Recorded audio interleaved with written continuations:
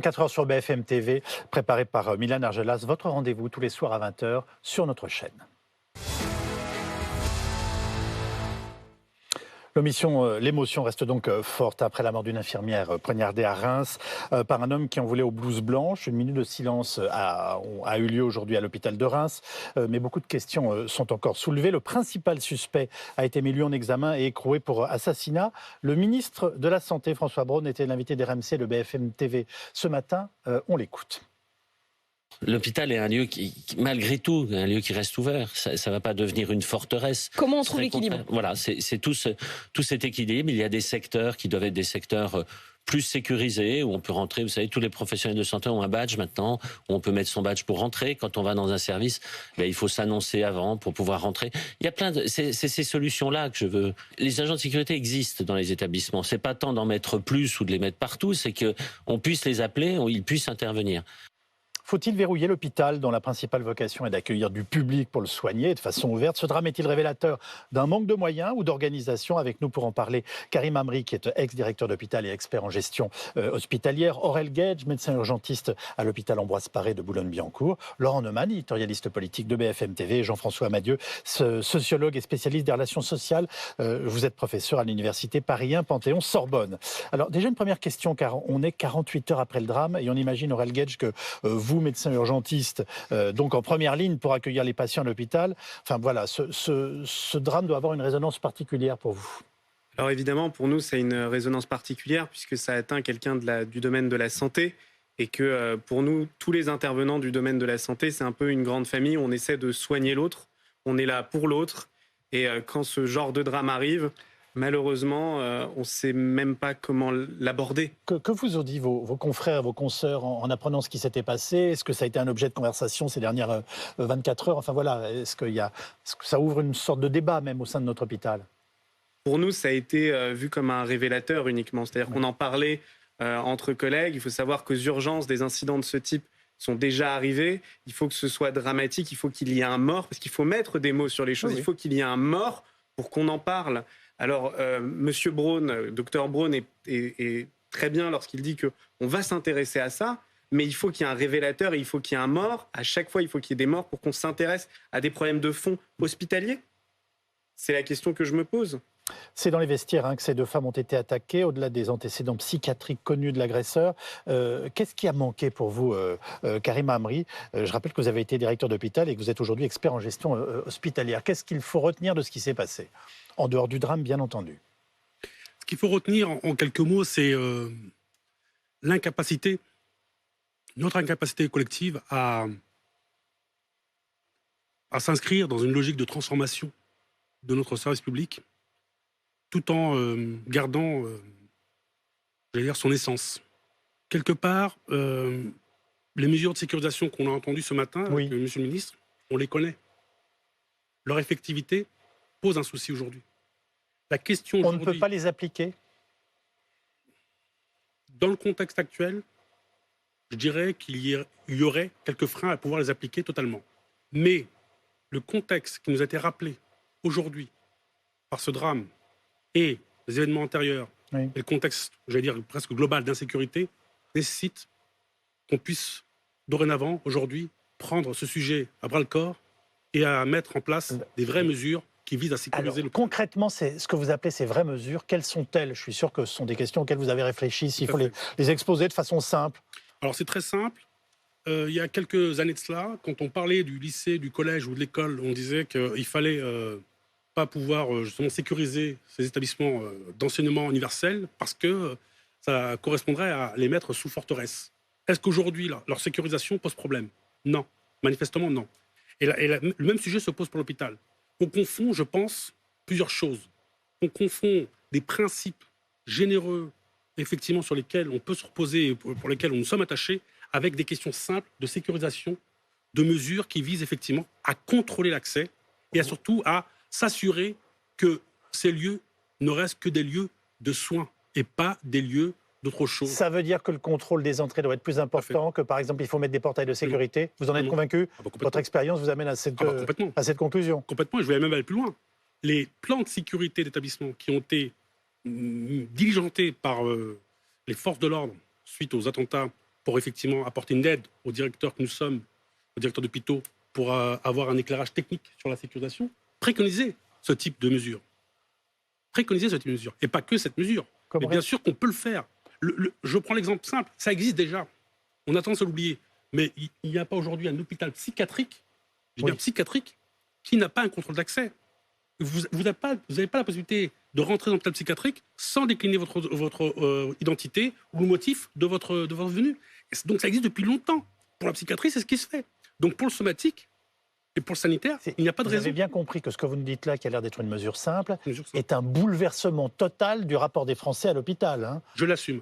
J'entends bien, mais je voulais vous le faire remarquer, avec toutes les conséquences que ça a sur l'organisation, sur le personnel qu'il faudrait à l'entrée. Je vous ai demandé de rester avec nous, Jean-François Madieu, parce que tout à l'heure, vous êtes parti comme ça sur l'hôpital, et visiblement, vous sembliez être soucieux de son avenir et de la façon dont on ne respectait pas aujourd'hui, et puis des rapports que les Français entretiennent aujourd'hui avec ce pôle qui doit être normalement un pôle de sécurité et de soins. Parce que le problème, c'est tout à fait, certainement, il y aura des sécurisations progressives, plus importantes, comme vous l'indiquez, comme on l'a fait en effet dans les établissements scolaires ou ailleurs. Je ne suis pas sûr, je vous trouve bien optimiste.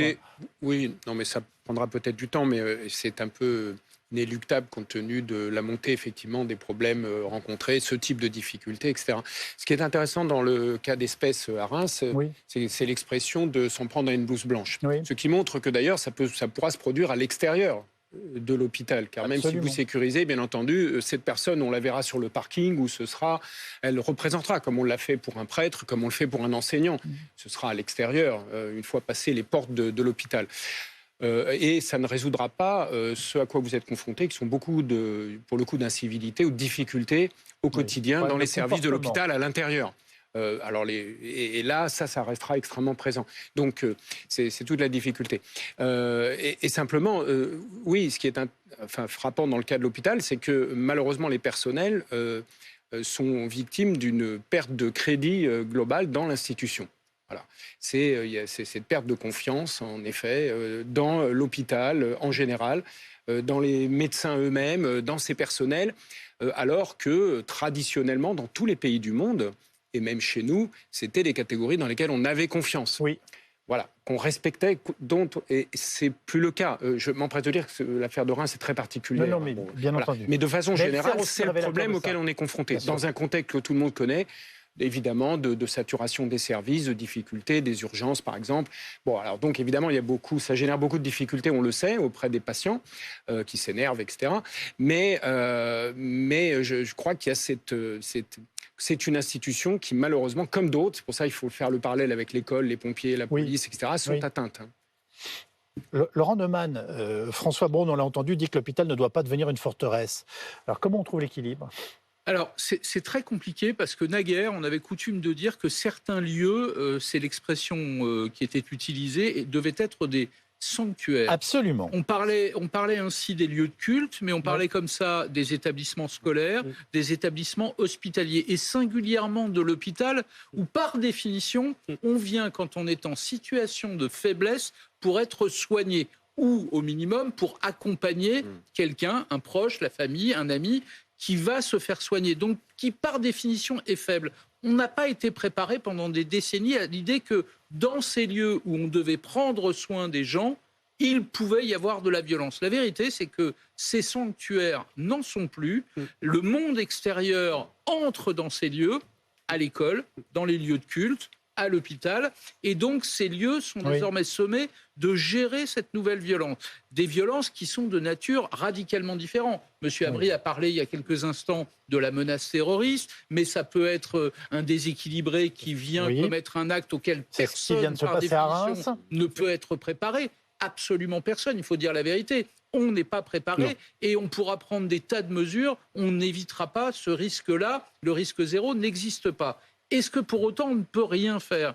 Le ministre est dans son rôle lorsqu'il dit « je vais recevoir demain, ce sera à 11h30, les acteurs de santé, les syndicats, je veux qu'ils me proposent des mesures concrètes ». Il ajoute deux choses, il dit « je veux un audit dans tous les établissements ». Ça paraît déjà très compliqué la semaine prochaine. Et 25 millions d'euros, là on se dit c'est très en deçà de la main compte tenu des investissements à faire. Docteur Gage, je voudrais vous interroger sur les mesures très concrètes qu'il a évoquées ce matin sur BFM TV. Je parle de notre ministre de la Santé. Il dit qu'il faut plus de lumière sur le parking où l'infirmière va le soir à 22h. Ne pas attendre 2 mois pour changer les digicodes de la porte du bureau ou du vestiaire, ce qui corrobore une partie de vos inquiétudes. Vous en pensez quoi? C'est du simple bon sens? Et si oui, pourquoi ça n'est pas fait? Alors, pour le coup, je me serais incapable de vous expliquer pourquoi ce n'est pas fait. Par exemple, je vais vous donner un exemple tout bête, factuel. Dans l'hôpital où je suis, qui fait partie de la PHP, donc qui est quand même d'une structure hospitalière énorme. Une maison sérieuse, voilà. Je veux dire, normalement, tous les professionnels de santé ont une carte de professionnel de santé qui, normalement, permettrait d'ouvrir des portes, etc. La seule chose à laquelle elle sert depuis des années, c'est pour payer le self, alors que son utilisation première... J'allais vous dire la machine à café. Mais c'est aberrant. C'est-à-dire que c'est aberrant d'attendre un drame pareil pour soulever le fait qu'il faut mettre des portes avec des clés utilisant cette carte. Cette carte, elle est présente depuis des années. Je veux dire, attendre ça, c'est incroyable. Ensuite, on parlait de la violence. Oui. C'est vrai que cette violence, elle explose. Aux urgences, là, on a le cas de quelqu'un qui est déséquilibré avec une atteinte psychiatrique, mais il faut bien se rendre compte que ça explose aux urgences. Je le vois tous les jours, que la question que ça peut soulever aussi pour ces patients-là, c'est l'aval, puisqu'il faut savoir qu'un patient psychiatrique, pour le contentionner, il faut minimum 5 personnes, il faut des personnes entraînées, que quand vous n'êtes pas capable et que vous n'avez pas de place en hôpital psychiatrique, parce que comme d'habitude, il y a un problème d'attractivité dans les lieux que sont les urgences, les zones psychiatriques, comment on fait? Même avec des mesures qui se veulent théoriquement fiables, elles ne sont pas applicables. Le personnel qu'il faudrait, on ne l'a pas, et on n'a pas assez d'attractivité. Ça pose une vraie question de fond là-dessus. Il y a d'autres mesures qui vous semblent simples et importantes à désigner? Oui, moi je pense que quand on regarde un peu la typologie pour aller dans l'explication de cette violence, on s'aperçoit que 50% de ces agressions sont liées, souvent, en tout cas, à des problèmes de prise en charge. Des problèmes de prise en charge que vous rappelez, qui sont faute de personnel, faute de moyens, avec des brancards où les gens attendent des heures et des heures, et où il y a des... Alors aussi, il ne faut pas oublier, on a tendance à l'oublier, mais le rôle de la médecine de ville en lien avec l'hôpital, qui elle-même aussi connaît ces problèmes de violence. Donc du coup, ces déserts médicaux, tout le monde se rabat dans l'hôpital aux urgences avec des problématiques de personnel qui fait qu'effectivement, il y a une exaspération. Pardonnez-moi, vous êtes en train de nous dire que les urgences, c'est plus possible? En tout cas, leur fonctionnement dans notre pays, c'est-à-dire sur le fait qu'on y aille systématiquement pour n'importe quoi? Alors peut-être que là, je laisserai répondre Dr Gage. Oui, mais moi, votre avis là-dessus m'intéresse. Et puis après, le Dr Gage va répondre. Moi, je pense qu'aujourd'hui, nous sommes à la croise des chemins. Notre système de santé doit connaître un changement de paradigme, un changement de fonctionnement total. Je pense qu'aujourd'hui, le système du service public hospitalier posé par la loi du 31 décembre 1970, loi Boulin, qui vise à avoir un hôpital partout, etc., ne va plus. Ne va plus parce que les comportements ont changé. Nos comportements ont changé. On a besoin effectivement d'avoir une offre de service qui sera beaucoup plus réactive et beaucoup plus, on va dire, connectée. Ça veut dire par définition plus de monde? Dans certains cas, oui. Oui, dans certains cas, oui. C'est courageux de le dire. Là, il y a un souci. Par exemple, il manque cruellement du temps de psychologue. La psychologie en France est dénigrée. Il faudrait des psychologues dans chaque service des urgences. Comment on fait, alors justement, les urgences, parlons-en, comment fait-on pour garder un lieu ouvert et en même temps sécurisé? Alors en plus, on a l'impression que la planète entière déboule dans les urgences, quoi qu'il arrive. Enfin, et j'ai envie de vous dire, la garde de triage avant, qui l'a fait? Alors, aux urgences, en général, l'idée, c'est qu'on va essayer de sectoriser, de mettre des différents SAS, comme des SAS de décontamination. Vous savez, quand on appelle le SAMU, il y a quelqu'un qui trie. J'ai toujours trouvé ça formidable parce que et donc par téléphone, alors il doit se faire engueuler lui aussi de temps à autre par téléphone par quelqu'un qui est inquiet, qui voit peut-être un blessé, mais voilà, comment faire le tri intelligemment pour vous aider à mieux pratiquer votre métier? C'est ce qu'on essaie de faire. Le problème, c'est qu'on a une obligation de moyens, c'est-à-dire que certains patients, quand un patient se présente, on est obligé de l'examiner, même si c'est pour un arrêt de travail, on est obligé de passer du temps. Et alors encore pire quand il y a parce que parfois c'est des problèmes sociaux, on se retrouve. Et à gérer des véritables problèmes. C'est pas votre boulot. Vous n'êtes pas assistante sociale. Mais le temps humain fait partie de la médecine. Je pense qu'on le néglige trop et que malheureusement, c'est aussi une des raisons pour lesquelles il y a de la violence. Je vais vous donner un exemple tout bête. Merci. Par exemple, moi, quand je fais ma journée aux urgences, quand je passe du temps, j'ai voulu comparer. Je passe du temps sur une journée classique où on avait très peu de flux, c'est-à-dire très peu de patients, à expliquer à chacun de mes patients pourquoi je fais chaque examen, entre chaque examen, où on en est. Finalement, j'ai pas eu le temps de prendre de pause déjeuner. J'ai eu le temps de rien faire, alors que c'était une journée qui était particulièrement calme. Vous voulez dire que quand vous faites normalement votre travail, expliquant à vos patients ce qui se passe, vous, du coup, vous n'avez plus un seul instant pour vous, même pour vous nourrir. Mais le temps humain, c'est une légende en médecine aux urgences. C'est une légende. Il faut arrêter. c'est une légende et c'est un problème de communication. Moi, je comprends les patients à un certain moment qui me disent « 2 heures que j'attends, on m'a pas expliqué Ouais. ». Sauf que malheureusement, on n'a pas le temps. Et il faut être honnête de temps en temps. Il y a un problème d'offre, il y a un problème de demande aussi. La demande des patients a changé. Ils veulent beaucoup plus d'explications et ils ont raison de vouloir comprendre. Oui, demain, pardonnez-moi, mais vous allez rencontrer le ministre. C'est peut-être pas vous, mais vos représentants. Qu'est-ce qu'il faut qu'ils lui disent au ministre? Qu'est-ce qu'il faut qu'ils lui demandent? Moi, pour le coup, je pense qu'il faut être réaliste, il faut des propositions pratiques. Oui. On a besoin de plus de médecins. Bon, il faut augmenter l'attractivité, sauf qu'un médecin, ça met 10 ans à être formé.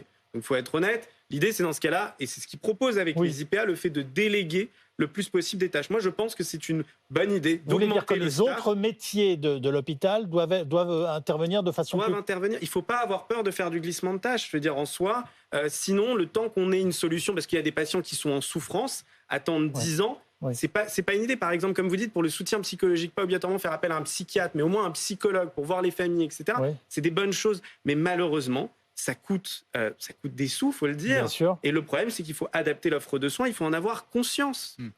Ouais, Alors, pardon. Ce que dit Dr Gage est intéressant, mais je me permets juste de compléter. Aujourd'hui, vous avez à peu près 40% de gens qui vont aux urgences qui ne devraient pas y aller. Bah, Ça, c'est un vrai paraît sujet. évident, oui. Ben, c'est ça aussi le sujet, c'est qu'on leur demande de faire des choses pour lesquelles ils ne devraient pas agir. Première chose. La pharmacie nous envoie aux urgences, Voilà, tout parfois le monde, le médecin généraliste tout le monde. par téléphone nous Tout le envoie aux monde, urgences. tout le monde, Et c'est les accessoirement urgences. la pédicure. Donc, On les réduit aujourd'hui, notre système de santé les réduit au mot urgence. Oui. Il n'y a plus, Oui. de médecine de ville, Oui. il n'y a plus de soins primaires. c'est normal, il y a plus- on arrive, on attend, mais Tout on à est pris fait. en charge et c'est gratuit. Donc, Tout à fait. Ça, c'est le premier point. Le second point, c'est qu'aujourd'hui, nous sommes en 2023. On a quand même une technologie qui est quand même assez avancée.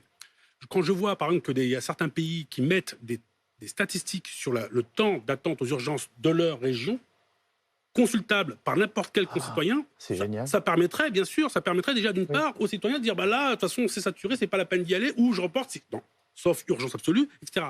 Donc, l'informatisation, pour moi, est un sujet. La question aussi, il faut le Et dire... là, ce qui est formidable, c'est que vous nous dites qu'il y a des outils très simples qui peuvent être Très mis en place. simple, très simple. Là, vous savez que on a estimé à peu près 30 à 40 milliards d'euros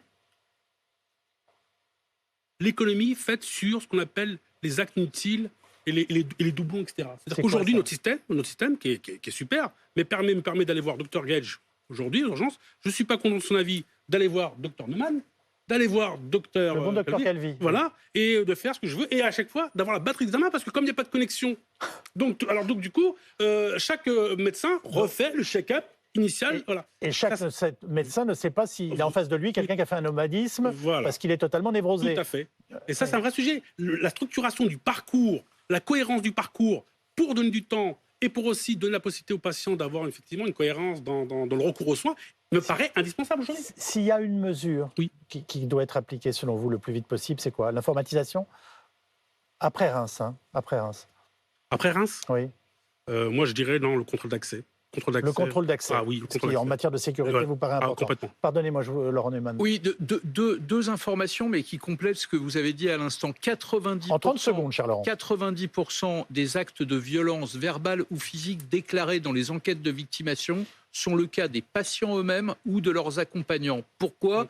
Parce qu'ils considèrent que le service est pas mal ou peu rendu. J'ai testé, moi, un service d'urgence il y a quelques mois. J'ai été très étonné. Vous avez des gens derrière un guichet, donc vous ne les côtoyez pas, ils sont derrière un guichet. Et lorsque la personne que j'accompagnais a été prise en charge, moi, accompagnant, on m'a prié gentiment de rester à l'extérieur. Je ne suis pas rentré aux urgences pour accompagner. Et j'ai attendu tranquillement 3-4 heures d'avoir les informations concernant la personne que j'accompagnais. Alors évidemment, les questions de sécurité étaient parfaitement remplies. Mais c'est vrai qu'attendre 4 heures sans avoir la moindre information sur ce que la personne que vous accompagnez devient, c'est vrai que ça peut susciter des agacements. Et je crois qu'on peut dire que tous ceux qui nous écoutent l'ont vécu d'une façon ou d'une autre, à un moment ou un autre. Bon, on aime quand même notre hôpital. Merci, docteur, d'être venu ce soir. Merci, Karim Amri. Dans un instant, le 90 minutes avec Aurélie Casse. Passez une très bonne soirée sur BFM TV.